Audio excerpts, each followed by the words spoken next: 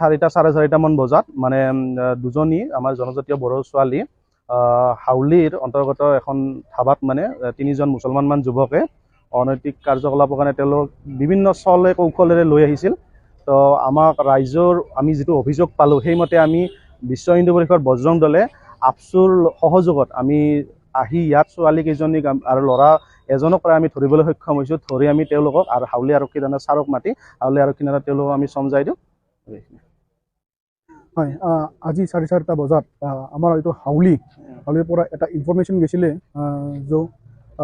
এপছুত তাতে ইনফৰমেশ্যন গৈছিলে যে আমাৰ বড়ো জনজাতি দুজন ছোৱালী মাইনৰ ছোৱালী ধাবাত মানে কেইটামান মুছলমান ল'ৰা এখন মানে ব্লেকমেইল কৰি কেনে মানে লৈ যোৱা এটা এনেকুৱা ইনফৰমেশ্যন আহিছিলে। তো আমি